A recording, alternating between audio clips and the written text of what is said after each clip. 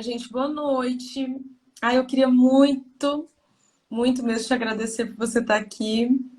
Apesar de ser digamos, uma amizade recente, assim, a sensação que eu tenho é que a gente já se conhece há muito tempo, tenho um carinho muito grande por você, pelo seu trabalho. Muito obrigada, viu, pela sua presença, pela sua disponibilidade. Eu sei que a sua agenda é desafiadora. E o Jefferson, gente, ele é um palestrante, assim, da, daquela categoria que, assim, eu não sei se eu vou chegar nessa vida, sabe?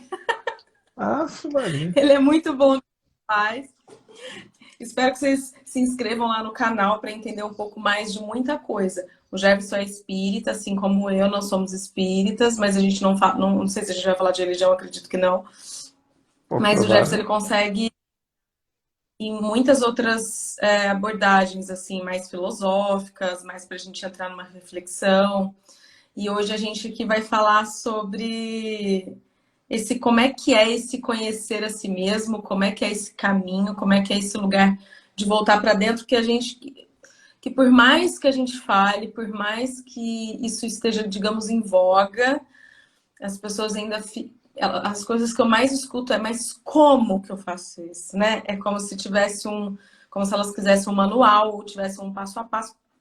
E aí acho que você vai poder discorrer um pouco mais. Eu vou deixar você falar agora, você se apresentar, e agora o espaço aqui é todo seu e é nosso. Olha, primeira coisa, obrigado, Alessandra. Foi assim um convite muito legal. Para mim é uma alegria, uma honra enorme, né? Sei que você tem um público também aí que é um público muito caloroso, muito atencioso, um É pessoal do verdade. bem, né? Eu já das lives que eu vi suas, da interação, é um pessoal assim muito fofo. Então É verdade. espero poder É um espero pessoal. poder conversar com essa galera também de uma maneira fofa, né? Para poder interagir da melhor forma possível. Oi? De vez em quando eu largo uns chicotinhos aí, eles gostam também. É porque a Ah, gente gosta, sim. pode, pode dar uma. Opa, deixa eu despertar aqui, deixa eu acordar aqui, peraí, onde que eu tô, quem sou eu, de onde eu vim, pra onde eu vou. Esse morde a sopra é gostoso, né? Afinal de contas, também são estímulos. Tem que variar o estímulo, porque só ficar afagando, a pessoa não sai do lugar. Então, se você dá, de repente, um coque de vez em quando, é um outro estímulo que ajuda a pessoa também a sair da zona de conforto. E aí é que tá, né?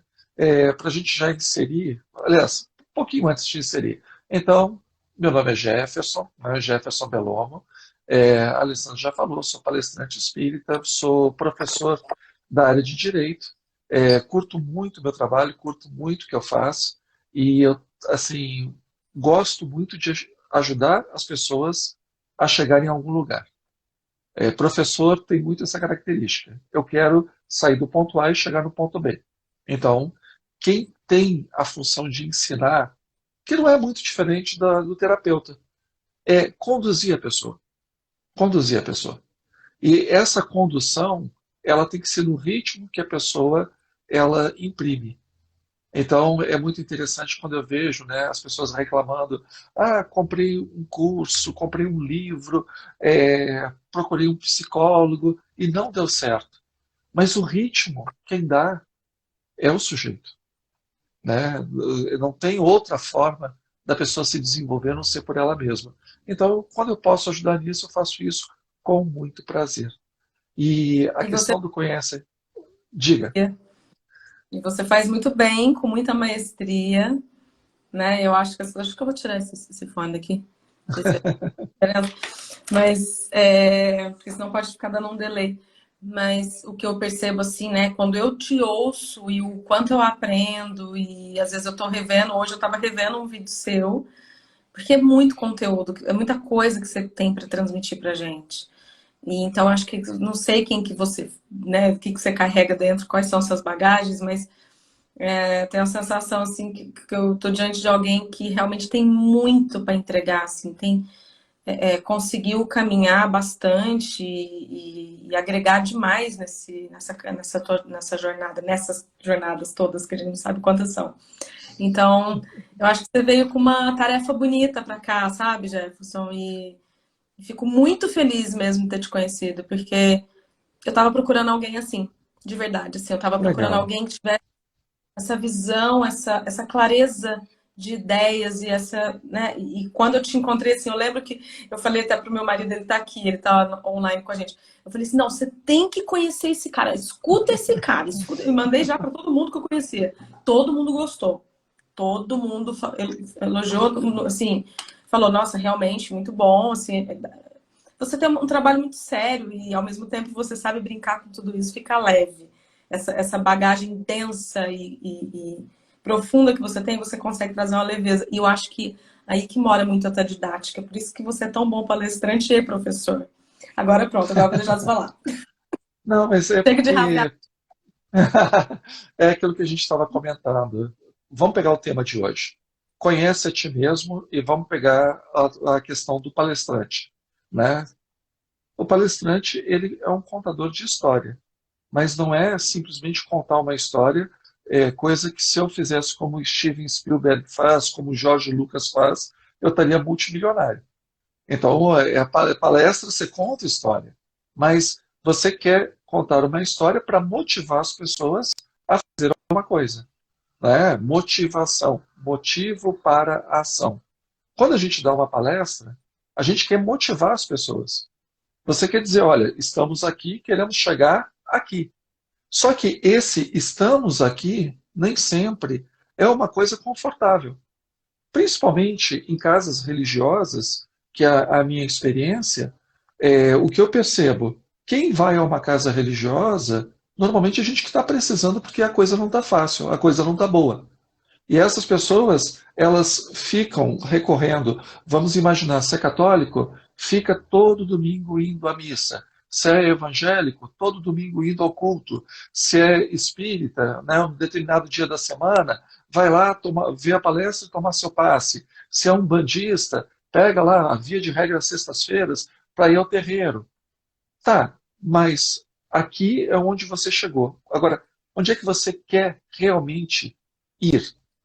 Você veio até nós, mas onde é que você quer chegar? Porque só tomar passe, se benzer, fazer culto de oração, de livramento, participar da missa, confissão, isso aí são paliativos. Ele não resolve o problema. E é um estado muito passivo, né? Onde você fica esperando alguma coisa de fora te transformar, né? Uma coisa que tá sempre de fora Exatamente.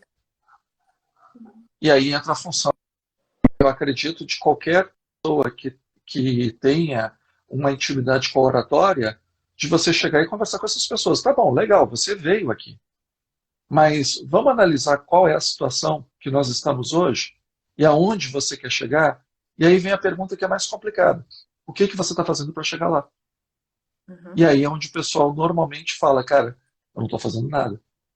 Eu estou aqui esperando que desça uma luz do céu, né, que as tábuas dos 10 mandamentos sejam reescritas, apropriadas para a minha vida. Não rola, não dá certo. Porque Deus ajuda as pessoas através das pessoas. Essa é a regrinha de ouro. Como é que Deus ajuda as pessoas? Através das pessoas. Se a gente pegar mesmo na Bíblia e colocando que nem a Bíblia é um livro histórico, a Bíblia é um livro de histórias. É bem diferente. Nem tudo que está ali aconteceu do jeitinho que está escrito. Porque a intenção daquelas pessoas não era escrever um livro de história. A ideia daquelas pessoas era escrever um livro de fé. Então, mesmo num livro de fé, que são vários livros, a Bíblia, né, são vários livros. Por exemplo, não é Deus que liberta o povo hebreu dos egípcios, da escravidão no Egito. Ele manda um cara para libertar. O nome desse cara é Moisés. Né? Não Deus inunda lá todo o globo. É um cara que vai salvar toda a humanidade, chamado Noé. Deus age no mundo através das pessoas. E a questão é, a gente depende das pessoas para chegar a algum lugar. Sabendo disso, puxa vida, o livro que eu leio, os jornais os telejornais que eu assisto, as novelas, os filmes, tudo isso pode ter uma mensagem muito legal para me motivar a sair do meu estado de, às vezes, de acomodação, de sofrimento, de depressão, para ir para um lugar melhor. Porque Deus ajuda as pessoas através das pessoas. Mas para isso a gente tem que saber onde é que a gente quer chegar. Então, voltamos para o papo de hoje. Conhece a ti mesmo. Se você não se conhecer, você não sabe quem você é, o que você espera e qual lugar que você pretende ir. Você está perdido. E como diz, né, E o pai. tem uma. Desculpa te interromper. Pois não? Geralmente também tem uma. Ô Jefferson, e o pessoal que está aqui. E geralmente a gente realmente não sabe quem somos, a gente não sabe quem somos nós. Uhum. E só que a gente tem uma fantasia, uma ilusão de que a gente é muito maior do que a gente é, muitas vezes. E a partir daí vem sempre uma frustração, vem sempre né, pode vir sempre também um desânimo, ou aquela sensação de que, nossa, eu nunca vou chegar lá. Porque a pessoa ela não consegue conceber a ideia de que ela está aqui, nesse momento, agora, enfrentando exatamente aquelas situações, né? E eu acho que passa esse se conhecer, ele também passa por um processo de aceitar o tamanho que se é, né? Reconhecer Com esse tamanho, né? certeza. Que é um tamanho Que flexível. é pequeno. E que pode, é assim, é uma massinha de modelar, né? Vocês na área de psicologia, eu acho que usam um termo que é muito bonito, é o tal do devir, né? O vir a ser. A gente está sempre vindo a ser alguma coisa porque o ser humano não é uma estátua, o ser humano é um processo. Ele é algo em construção, independente da idade. O ser humano é algo sempre em movimento. Então, quando a gente reduz um ser humano a um rótulo, a gente limita aquela pessoa a uma fase da vida dela. A gente limita a pessoa como se limitasse alguém por uma foto. Diga, Você tá travando um pouquinho. opa, volto? Não, eu não Hum. sei. Não sei se você tá perto do seu Wi-Fi, se. Não sei como é que tá aí para você, seu sinal, se ele tá bom. O meu eu consigo ver daqui. Mesmo a gente estando com a Eu estou live. do lado do roteador. E é bom? O seu Wi-Fi é bom? Sim, mas talvez, eu não sei, talvez por causa do horário, não, porque Pode ser. assim, compete com outras lives, né? É, Oi? a minha não tá travando. Porque a minha, quando trava, eu também sei que trava. Mas, gente, vocês É. vão falando aí, tá? Tem aí. Gente, ó, tá travando, não tô ouvindo. Vocês têm que falar, porque senão a Opa, gente não fica sabendo. Tem não, que eu volto escrever, de né? novo, Fala, então. não. Então tá, eu Não, volto de mas novo, deu pra entender sim, tá? Eu tô te ok? avisando que deu umas travadinhas. Não, tranquilo. Então, ser humano é um processo bem diferente. Por exemplo, um bicho, quando nasce, ele já nasce com tudo que ele precisa. A gente não. A gente depende uns dos outros. A gente depende das nossas experiências. A gente depende da interação social. A gente é muito gregário. A gente é muito social. Então a gente precisa uns dos outros. Agora, para saber exatamente o que o outro pode contribuir para mim, eu tenho que me conhecer. Senão, não funciona. E aí tem nessa máxima do Templo de Delfos, para o pessoal que não conhece muito de mitologia grega ou de história da Grécia, fazer um breve apanhado. Delfos era uma espécie de Suíça na antiga Grécia, porque ali ficava um templo e naquele templo as pessoas recorriam aos oráculos para saber o que elas iam fazer da vida. Então ninguém atacava Delfos. A cada 4 anos, do mesmo jeito que Olímpia tinha os Jogos Olímpicos, Delfos tinha os Jogos Délficos, que eram jogos de literatura, de arte, de filosofia. Era uma coisa assim bem nerd, né, para o pessoal da época da Grécia Antiga, que curtia o estudo de si mesmo. Então, em Delfos, o pessoal, os vários reis, porque é tudo cidade-estado, ia pedir conselho. E teve um determinado rei, que foi o rei Creso, que foi pedir um conselho lá e ele queria entrar em guerra com a Pérsia. E a pitonisa, ela entrou em transe e disse assim: se você entrar em guerra com a Pérsia, um tirano morrerá. E ele, pô, tranquilo, foi para cima dos persas e morreu. Exatamente porque o tirano que morreria seria ele. Em momento nenhum disse que o tirano que morreria seria o líder dos persas. Era ele. porque ele não tinha noção da força dele nem da força do exército inimigo. Por isso que tinha lá no pórtico, conhece a ti mesmo, senão você vai entrar numa guerra e vai apanhar nessa guerra. E a gente vive fazendo isso. Por exemplo, eu sou filho de militar. Aqui em Brasília existe o Colégio Militar de Brasília, que é um dos poucos colégios militares que sobrou aí do país. O colégio militar, eu cansei de ver colegas que queriam seguir carreira militar para agradar os pais. Eu não tinha a mínima vocação para ser militar.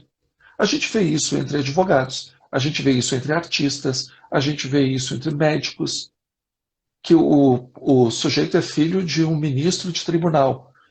Então ele quer levar o nome da família. O cara é filho de um grande cirurgião, ele quer levar o nome da família. A questão é, ele gosta daquilo? Ele tem vocação para aquilo? Ele vai fazer aquilo com amor? Vai valer a pena todo dia ele acordar durante os próximos 40 anos? E vai valer a pena sair da cama para ir trabalhar naquela área? Porque são 40 anos. Dura mais que muito casamento.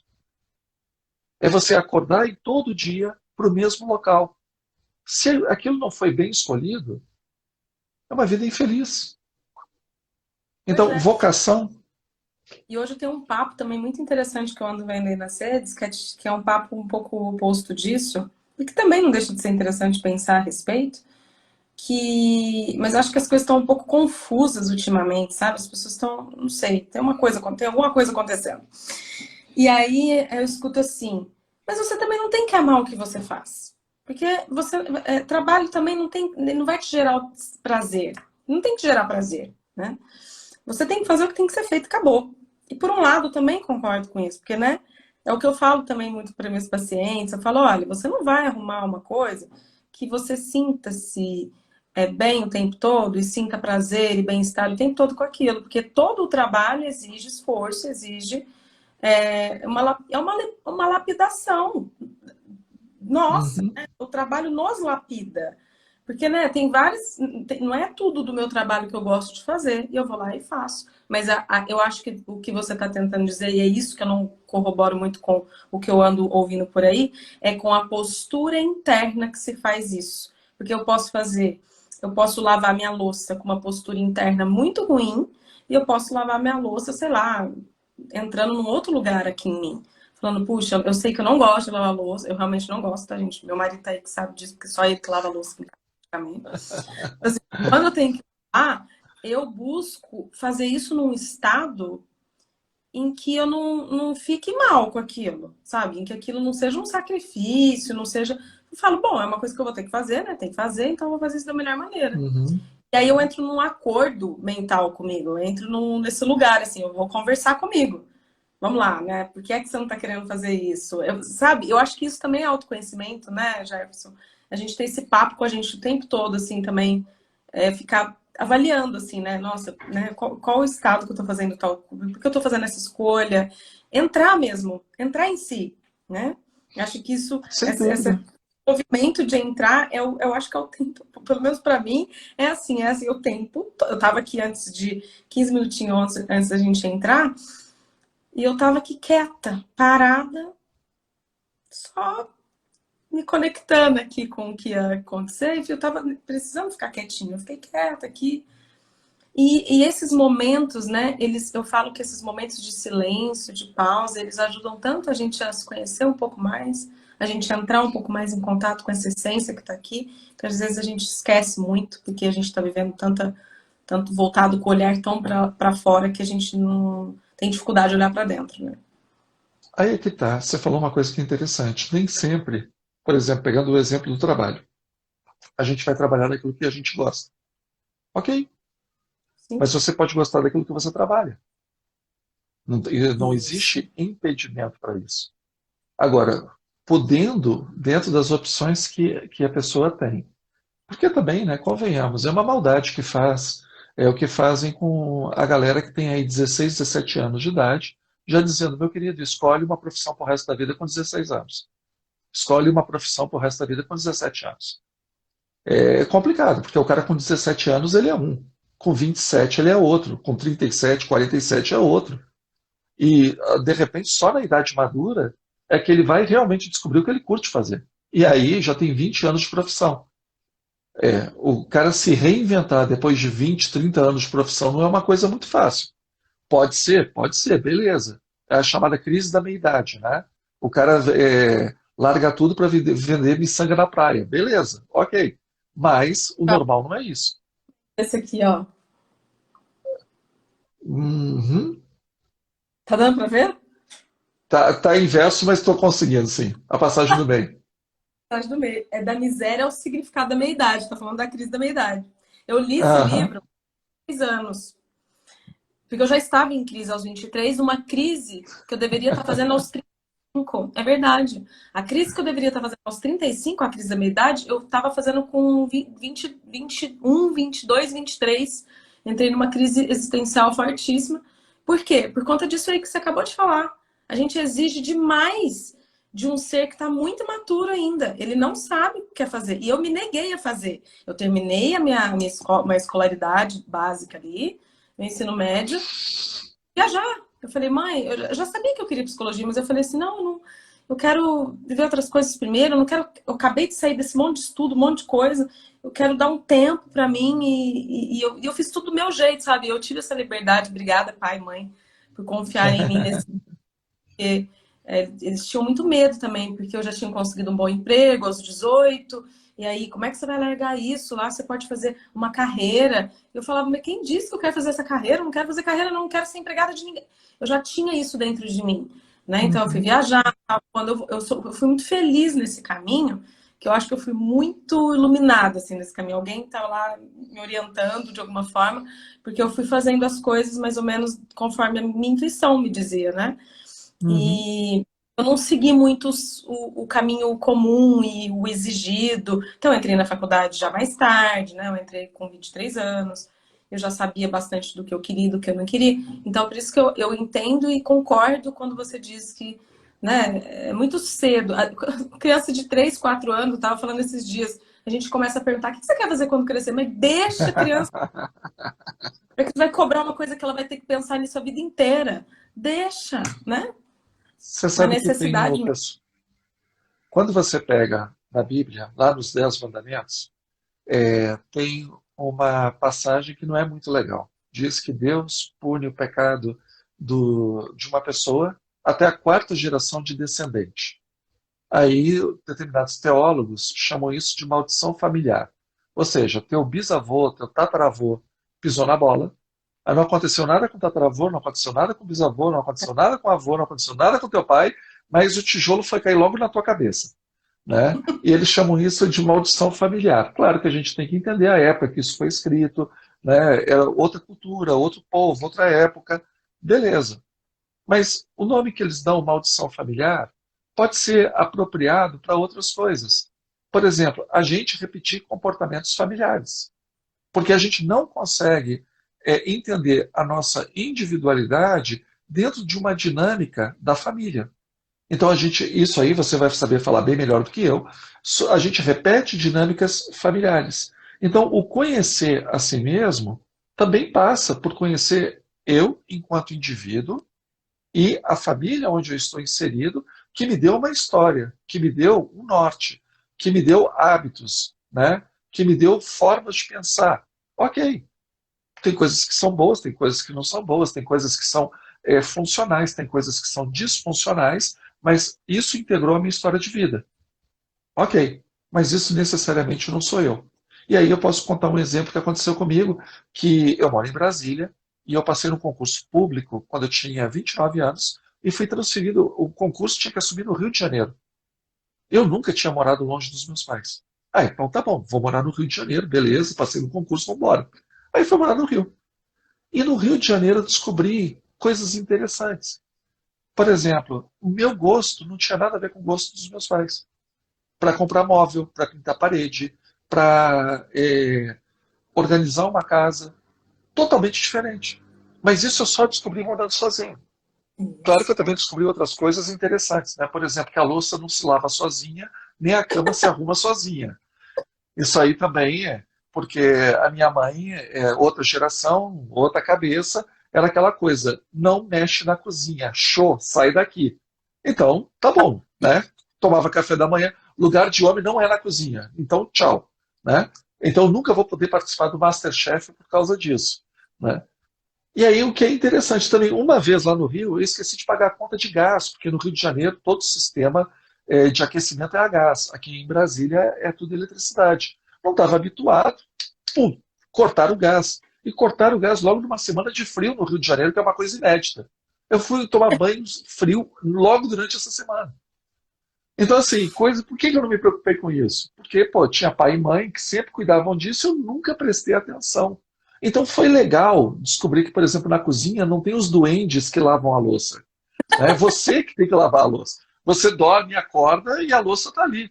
Então, essas coisas foram muito proveitosas, porque eu tive a oportunidade de morar sozinho.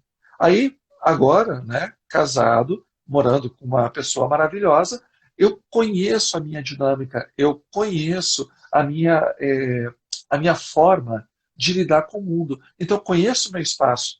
Ficou fácil de reconhecer o espaço dela.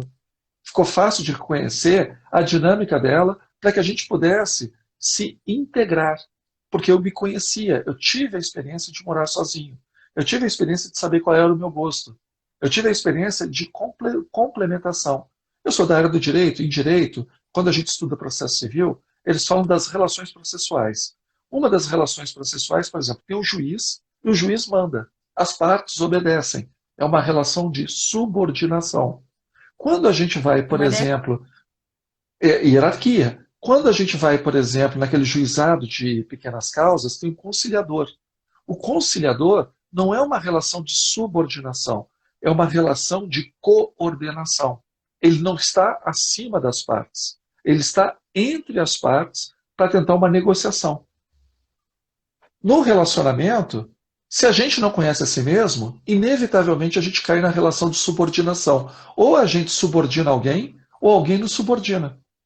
Quando a gente conhece o nosso espaço, quando a gente não tem problema de autoestima, não tem problema de autoimagem, isso aí está bem resolvido, então a gente não precisa oprimir ninguém, nem ser oprimido por ninguém, não precisa manipular ninguém e não ser manipulado por ninguém, a gente mantém uma relação no casamento harmônica de coordenação.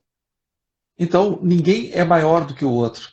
Tudo uma palavra que as pessoas não levam muito a sério é companheiro, companheira. É aquele que está com. As pessoas às vezes vivem relacionamentos que o outro é adversário, que existe fala uma competição. Diga.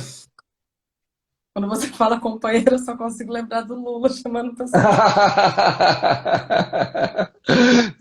Que seja. Mas, então de vamos mudar. significado. Casamento. É uma parceria, é um casamento. Exatamente. Vou partir do casamento. Eu acho que a câmera está mostrando o meu botão aqui, não está? A camisa, botão, está aparecendo, certo? Casar é exatamente isso. Isso aqui entra aqui e os dois juntos têm uma finalidade. Casa.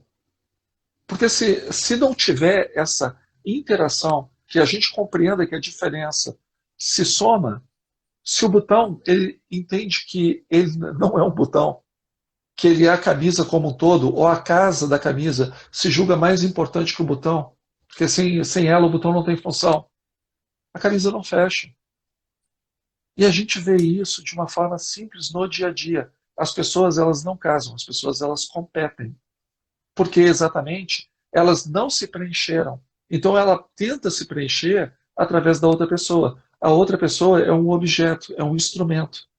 Né? Eu não vou entrar na tua seara aí sobre a questão, por exemplo, que o Freud coloca da pessoa da outra pessoa ser um objeto de prazer, e sendo objeto de prazer, o outro sempre está no mundo para nos satisfazer.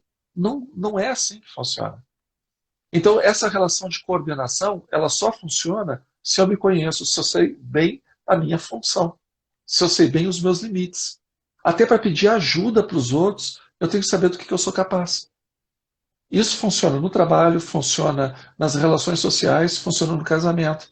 A gente não está vendo aí muito pai, muita mãe querendo fazer um papel que não é de pai e mãe.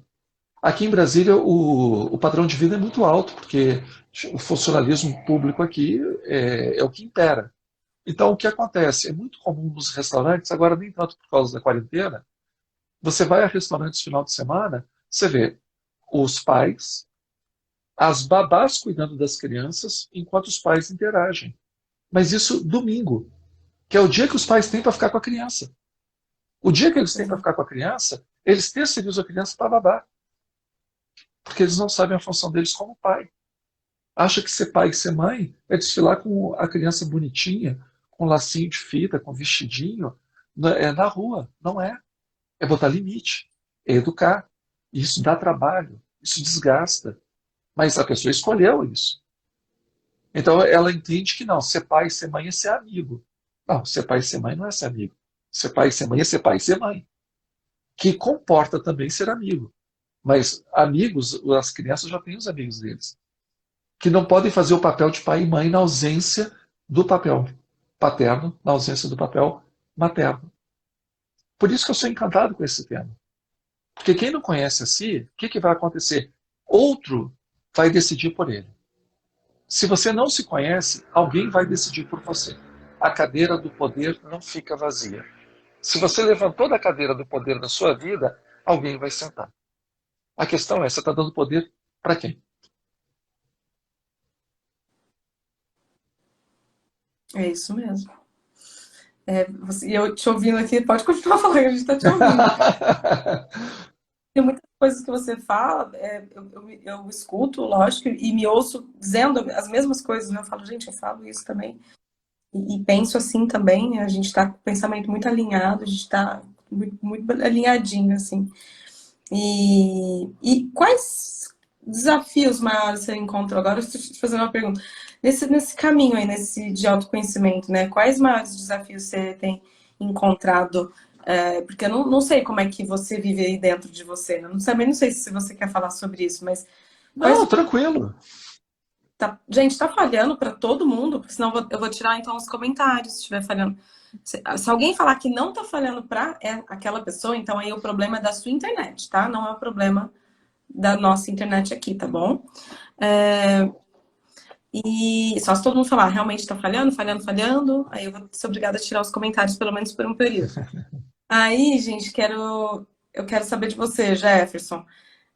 Quais os desafios você vem encontrando aí na tua jornada, na tua caminhada de, de autoconhecimento, né? O que você tem visto e Deixa eu sentido? dar um, deixa eu dar um exemplo que remete à infância, que aí vai ficar fácil de, pegando o exemplo, entender que se aplica a mim e se aplica, eu acho que a torcida do Flamengo inteira. Ah, eu não sou flamenguista, né? Mas é só para dar o exemplo. Quando eu era moleque, eu adorava, como toda criança, ver Sessão da Tarde e tal. E a Sessão da Tarde passava muito filme antigo. Não é que nem hoje. Era filme preto e branco mesmo. A galera jogava coisa do tempo do Onça. E aí o que acontecia? Passava muito filme sobre Idade Média, Faroeste, essas coisas. Né? Cavaleiro medieval, cruzadas. E, pô, criança, aquilo, né? Você dá um tema, aquilo vira uma epopeia na cabeça dela. Então eu lembro de ter saído com uma vassoura, um saco de arroz, que eu furei 2 buraquinhos, porque eu era um cavaleiro da Távola Redonda. Tinha 4, 5 anos. Então eu pegava 2 vassouras, né? Uma para servir de cavalo, a outra para servir de lança, e ficava correndo na rua com aquele negócio. Aí, em determinado momento, parou um carro, tinha uma família dentro, e eles ficaram me olhando, olhando, olhando. E eu falei assim, nossa, eles nunca viram um cavaleiro, né? Eu falei, que é isso? Nunca viram um cavaleiro medieval, né? Aí, beleza. Quando a minha mãe chamou para voltar para casa, que eu entrei em casa, a primeira coisa que eu me deparei quando eu fui lavar as mãos para lanchar era que eu estava com um saco de arroz na cabeça, com 2 furos, que eram no lugar dos olhos. Aí eu bati o olho naquilo e falei, cara, eu não sou um cavaleiro medieval. Eu sou uma criança com um saco de arroz na cabeça. Pronto, já é uma consciência, né? Entendeu? Eu tinha 4, 5 anos. E isso valia para aquele Jefferson que tinha 4, 5 anos e vale para o Jefferson de hoje, que tem 52. Exatamente isso. Você olha, você tem uma a imagem sua e as pessoas estão te olhando e você está lá, né? achando que tá dançando a Macarena na cabeça do capeta e tá bem pra caramba, e, né, e faz e acontece, e de repente você não é nada mais que uma pessoa com um saco de arroz na cabeça. Exatamente. Então, o grande desafio é saber sair. É aquela coisa, né? Tem gente que sobe na tampinha de Coca-Cola e faz discurso. É você saber que, pô, cara, menos. Você é quem você é, você tem um valor que você tem. Você tem coisas que você faz bem, tem coisas que você não faz bem, tem coisas que você é muito legal, tem coisas que você não perde nada por Gengis Khan. E você olhar para isso e entender que você é um ser humano, você é alguém num processo. Não se apedrejar, mas também não passar a mão. Não querer tirar todo o tempo perdido, mas também não ficar acomodado no fracasso. Uma das coisas que acontece muito com as pessoas que vão passando dos 30, 40, é que quando pisam na bola, têm um remorso, ou quando perderam oportunidades, são frustradas, a pessoa ela põe uma sentença, um carimbo com uma sentença. Minha vida acabou. Então perdeu o emprego, a vida acabou. Perdeu um relacionamento, a vida acabou. Quebrou a empresa, a vida acabou. Ficou doente, a vida acabou. Para aí. Você está limitando a sua vida a isso? Você é mais do que isso. Você tá limitando coisas que podem ser tiradas de você. Pessoas podem ser tiradas de você. Situações materiais podem ser tiradas de você. Saúde pode ser tirada de você. O que você é o que não pode ser tirado. O que Exatamente. ninguém tira de você é o que você é. Então, Exatamente. exatamente o que ninguém tira de mim. Por exemplo, a pessoa é mal-humorada. Caraca, então é da tua natureza ser mal-humorado. Isso ninguém tira de você. Né? Não vai ser o desemprego, não vai ser. Não, não, não. Agora, em que ponto isso está te tornando uma pessoa de difícil convivência e, sendo um ser humano, uma pessoa, um ser social, esse mau humor está atrapalhando na qualidade da sua vida? Essas coisas. Porque quando a gente para pensar, todo mundo que encantou a humanidade era tudo gente do bem. O pessoal que não era do bem não encantou a humanidade. Eles às vezes passam para a história porque foram grandes generais, grandes assassinos, grandes ladrões, grandes corruptos, mas eles não encantam. Eles acabam ficando como uma coisa bizarra. Né? Então, ok, a pessoa passa para a história como uma bizarrice, mas as pessoas que encantaram a humanidade são pessoas que agregaram alguma coisa para a humanidade, e não gente que transformou a vida das pessoas no inferno. Então, por exemplo, por que a gente fala de Sócrates, Platão e Aristóteles, cara que viveram na Grécia, que era uma coisinha assim, comparado com um centro urbano de hoje, nem cidade do interior a Atenas servia para ser, em termos de tamanho de população. Uma criança hoje que tem a sexta série primária, aí sexta série do ensino fundamental, ela tem mais conhecimento do mundo que Sócrates tinha na época dele. Então por que a gente continua falando de Sócrates? Por que a gente continua falando de Platão? Por que a gente fala de Jesus? Né? Por que Paulo de Tarso? Por que essas pessoas encantam tanto a gente? Porque elas contribuíram. Elas trouxeram algo que agregou a vida das pessoas. Se somos seres sociáveis, boa parte da nossa felicidade está no que a gente agrega e no que as pessoas agregam. Então, eu sou uma pessoa idosa, ciumenta, é, orgulhosa, arrogante, mal-humorada. O que agrega? Então, mexe na minha qualidade de vida isso. Daí a importância de conhecer a si mesmo. O Vinícius de Moraes dizia que ele gostava tanto de casamento, que só ele já tinha casado 7 vezes. Né? Quando ele deu a entrevista, ele falou isso. Mas por que a gente para e pensa assim, eu tento com uma pessoa, não dá certo, eu tento com outra pessoa, não dá certo, eu tento com outra pessoa, não dá certo. O problema são as pessoas? Qual que é o elemento constante nessas tentativas? É você, né? Ou, trazendo das minhas palavras, o que o anjinho andou aprontando, né? Pois é. O que o anjinho andou aprontando? Ninguém me compreende. Nossa, que mundo complicado esse, né? São 7 bilhões de pessoas e ninguém te compreende. Poxa, que mundo, hein? Então, é por isso que eu acho que a gente entendendo que isso se reverte em qualidade de vida, a gente tem que ter um pouquinho de paciência conosco, entender que nós somos seres em processo e todo dia a gente parar para pensar, pô, fiz isso, fiz aquilo, pensei nisso, pensei naquilo, foi legal, foi bom, acrescentou, perdi tempo. Porque, por exemplo, agora, essa live. Tenho certeza que o que está sendo falado aqui, muita gente já ouviu falar várias vezes, mas nunca parou para pensar. Nunca Exato. refletiu. Aquilo ali é efeito Teflon. Bateu Isso. e foi embora. A pessoa não absorveu aquilo, não maturou aquilo. Não, e pode Eu ser. tenho por. Ela tem escutado isso diversas vezes, várias vezes, só que chegou um dia, que foi esse dia aqui, que ela tá aqui, e aquilo penetra de alguma forma, porque bateu, Uhum. bateu, bateu, bateu, aí entrou um pouquinho mais. Pessoal, nossa, parece que eu já escutei isso, mas hoje bateu de um jeito diferente. Parece que hoje, né, isso me tocou de uma forma diferente. E eu Porque acho às vezes é legal você, porque, tem essa questão também, né? Porque sou porque eu, vamos porque parar é para você. pensar. Diga, vamos parar para Não, pensar. Quantos canais você tem no YouTube? Quantas páginas você tem no Instagram? Onde é que a pessoa está colocando o interesse dela? Isso diz muito dela. É que nem é quando verdade. você entra, por exemplo, num grande supermercado. Exatamente, você vai sempre para as mesmas prateleiras. Você vai numa livraria, você procura os mesmos livros sobre os mesmos assuntos. Aquilo diz muito de você.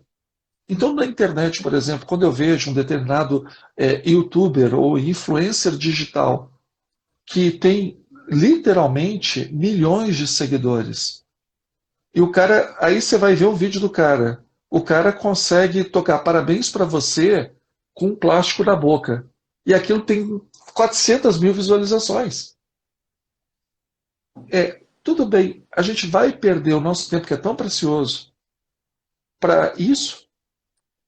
Tudo bem, para distrair, para rir um pouquinho, ok. Mas as pessoas não estão rindo um pouquinho. Isso aí está virando uma cultura do inútil. Uma cultura que não agrega, uma cultura que não dá nem lazer. Está ficando simplesmente um vazio potencializado. Por que, que é um Isso. vazio potencializado? Porque ele reflete o vazio que a pessoa tem. Então, Isso. pô, mas aí o cara olha para esse vazio e tem que se desesperar de forma nenhuma. É que nem um apartamento. Você compra um apartamento, ele está vazio. Bom, como é que eu vou Cara, decorar esse apartamento? Oi? que a gente está falando e as pessoas estão comentando aqui embaixo. Você está conseguindo ver os comentários? Você está conseguindo ver que chega É, comentário? eu sou muito masculino nesse aspecto. Ou eu falo, ou eu leio os comentários. Se eu fizer as duas coisas, vai para o espaço. Não, mas é o que eu estou falando porque estão comentando, né? E comentaram um youtuber muito famoso, né? Mas que não agrega em nada, assim, muito pelo contrário, né? Traz prejuízos constantes, assim, para, né, para a cabecinha das crianças, adolescentes, assim, e isso é muito preocupante, é muito preocupante. Não vou falar o nome Mas dele, aí é que. não ser dito, eu acho que não merece ser dito. Aqui Não, na nossa. mas aí é que tá. Por exemplo, eu fico muito triste. Eu estava falando de pais e mães que põem babá, mas tem pais e mães que não têm dinheiro para colocar uma babá. Nada contra uma babá. É só babá aos domingos, no horário que é da família, que o pai e a É, mãe teriam que estar interagindo com o filho. Durante a semana, os pais trabalham, têm condições, estão dando oportunidade de emprego para uma outra pessoa. Deus abençoe. Mas você não pode terceirizar a educação dos seus filhos para babá. Do mesmo jeito que não pode terceirizar a educação dos filhos para um youtuber, para um jogo na internet. Que as pessoas não sabem nem o que o filho joga. Eles não e não, sabem o que envolve aquilo, quais são os estímulos que a criança recebe. E aí você descobre uma coisa interessante, que aquela pessoa nunca parou para pensar se ela tinha vocação para ser pai ou para ser mãe. é verdade.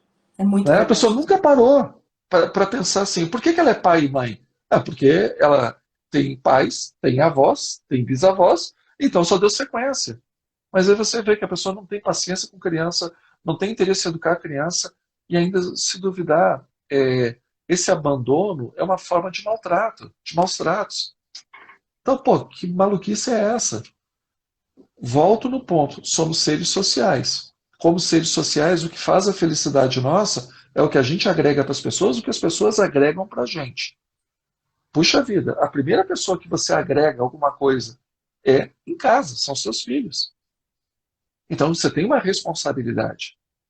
Eu acho assim tão egoísta as pessoas seguirem aquela teoria do utilitarismo. Não, o bom é o que é bom para mim e não prejudica ninguém. Não, não é assim. Porque quando você pensa numa. É a mesma coisa que você pensar num bairro onde, ou num condomínio, você tem várias casas. Aí você pinta a sua casa de, sei lá, quadriculada, com cores berrantes. Ok, você não está fazendo mal para ninguém. Mas você baixou o padrão da beleza do condomínio. Porque você não tem uma visão de coletivo, você só tem uma visão de indivíduo. Para mim tá bom, para mim tá gostoso, o resto que se dane. Isso é egoísmo. Ah, mas eu não estou prejudicando ninguém. Não, só está botando o nível para baixo. E a gente é social. Então, peraí, vamos pensar. Estou agregando? Está trazendo alguma contribuição? O que eu estou fazendo dentro dessa cola que se chama sociedade? Essa contribuição está sendo interessante? Está sendo boa? Por isso que, assim, eu acho que não tem problema da gente lembrar, voltando àquela imagem de quando eu era criança, com um saco de arroz na cabeça, achando que eu estava com um elmo, né, do, do rei do Luís VIII.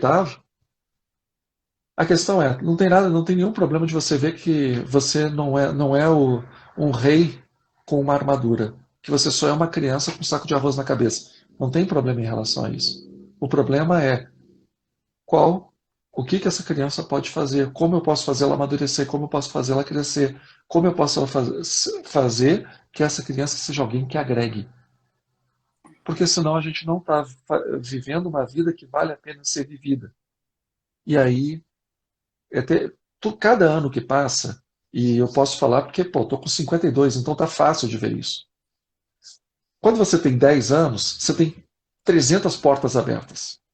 Quando você tem 20, você tem 150 portas. Quando você tem 30, você tem 50 portas. Conforme a idade vai passando, as opções vão diminuindo.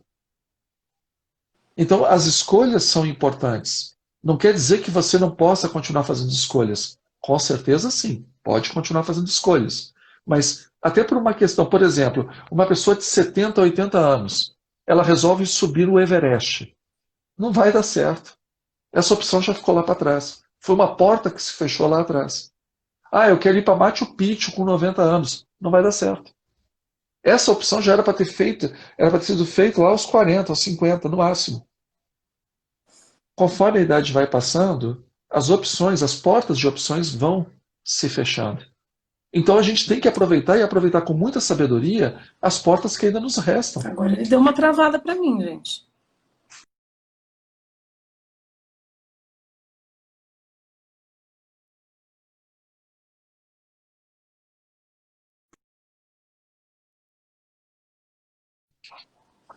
Voltou? Oi, voltou, voltou. Ah, o Biratã entrou também, que é um amigo meu que te falou que te conhece. O Biratã Iórios, não sei se você sabe, um economista, conhecido como um economista. Ah, não, assim, é que eu te falei, não consigo raciocinar ao mesmo tempo. O Biratã, abraço, tá? Se por acaso eu estou sendo, como é que é, desleixado, perdoa. Mas é que essa mulher está exigindo da minha cabecinha. Tá, voltou, gente. Travou, às vezes trava, fazer o quê? A nossa internet é falha, mas é no mundo inteiro, não é só aqui não, é no mundo inteiro que acontece isso. Não, No mundo inteiro, tem jeito. E, não. nossa, é que você vai falando e a gente vai, eu acho que vocês que estão aí do outro lado, vocês estão como eu. Não sei se vocês estão como eu, acredito que sim. Mas a gente vai refletindo, a gente vai entrando, né? E eu acho que esses exercícios, né? Por isso que é tão bom te ouvir. Por isso que eu fico lá te ouvindo. É muito bom te ouvir. Você vai fundo, assim, né? Você vai entrando nessas camadas, vai. E aí eu tava, né? Você tava falando das idades e tudo mais, e eu, tudo bem, tô aí, ainda tô bastante jovem, 36 anos, mas eu já percebo isso na minha vontade, na vontade de fazer as coisas, né? Hoje em dia, se eu quiser passar uma noite em claro, eu vou pagar um alto preço por isso. Antigamente eu nem Uhum. sentia, mas hoje, se eu tentar ter, né, voltar a fazer coisas que eu fazia aos 20, eu vou pagar um preço por isso, e um preço caro. Vamos pegar, vamos pegar o exemplo de São Paulo aí, Hopi Hari, né? Quando funcionava. Online Ou não. se o pessoal preferir. Oi? Oi, Ale? Eu falei assim, São Paulo, eu não tô em São Paulo. Não, mas eu tô no estado Ah, de você São não tá. Paulo, né? Não, Estado de São Eu Paulo. tô no litoral, Estado de São Paulo. eu moro. É, vamos pegar. A gente pode pensar no Hopi Hari, mas então a gente estende. Vamos pensar logo na Disney. Você ir na Disney com Sim, 15 anos é uma coisa. Eu tive a oportunidade de ir na Disney quando eu tinha mais de 40. Ah, e legal, foi? bonitinho. É, legal, bonitinho, interessante. Aí, Mas não é o mundo maravilhoso da Disney para uma criança ou um adolescente. Não é a mesma coisa, né? Do mesmo jeito que aí vamos inverter a situação. De repente você vai ver o Fantasma da Ópera. Você vê aos 15 anos o Fantasma da Ópera é uma coisa. Se você vai ver na idade madura, é outra. Vai ter, são sabores diferentes, né? São,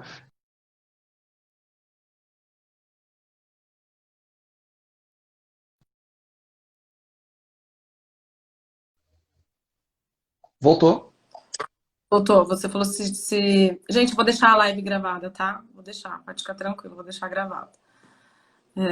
Aí você estava falando, né, que assistir o Fantasma da Ópera numa outra idade já não vai ter aquele mesmo encanto. E isso é para tudo, Exato. né? É, é para tudo, não adianta. Eu tava tentando achar uma exceção aqui. Tava tentando observar, assim, as pessoas que se relacionam, começam um relacionamento numa idade mais madura, assim, numa idade mais velha, né? Que começa uma relação, não sei se você já passou por isso, se essa é a sua história também. Uhum. É? É a história? Sim, Eu acho que sim. mesmo assim, né, é totalmente diferente, porque você já sabe que você não vai ficar projetando todos os seus conteúdos lindos e maravilhosos no outro, então você já chega, já encara outro, fala, bom, eu sei que esse outro tem todo um passado, que esse outro tá cheio de defeito, que esse outro ele já vem com uma bagagem e ele já vem com as falhas, com as coisinhas todas dele, você não vai mudar, né? Então, por isso Uhum. que já vem assim também um amor mais maduro, um olhar mais maduro. Eu acho que a maturidade. Esses dias eu estava conversando, fui para São Paulo, encontrei um amigo meu, e aí ele disse assim: Ai, Alessandra, eu vejo você falando lá sobre maturidade, eu acho isso tão chato. Não posso falar o nome dele aqui, mas ele falou assim: eu acho isso tão chato. Porque eu acho que daí perde todo o encanto de tudo. Eu falei assim, pois é, e por que que você acha que você tá com 45 anos, sozinho, fudido, sem nenhuma perspectiva? Porque você não quer, você tá lutando contra a realidade de amadurecimento. Você tá se É, esforçando para se manter num lugar que você já não está. É muito você sobre. sabe uma coisa que é curiosa? É quando a pessoa fala assim, na minha época. E cada vez eu ouço gente mais jovem falando isso. É, as pessoas não entendem. Por exemplo, a minha época se chama 2020. Essa é a minha época. Que eu estou vivendo agora. Eu não estou vivendo em 1980 e oitenta e bolinha e não estou vivendo em 2500 e tanto. Eu estou vivendo agora. Qual é a nossa época? Agora.